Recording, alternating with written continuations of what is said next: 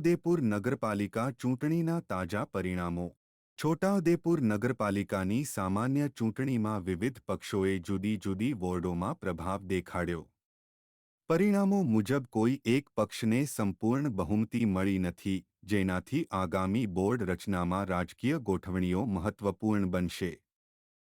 Ward 1 બેઠક કોંગ્રેસ, 3 અપક્ષ. Ward 2 4 બેઠક ભાજપ. વોર્ડ 3 4 બેઠક પ્રાદેશિક પક્ષ સિલાઈ મશીન. વોર્ડ 4 2 બેઠક અપક્ષ, 2 ભાજપ. વોર્ડ 5 3 બેઠક સમાજવાદી પાર્ટી, 1 અપક્ષ. વોર્ડ 6 3 બેઠક સમાજવાદી પાર્ટી, 1 નવનિર્માણ પાર્ટી. વોર્ડ 7 2 બેઠક ભાજપ, 2 બસપા.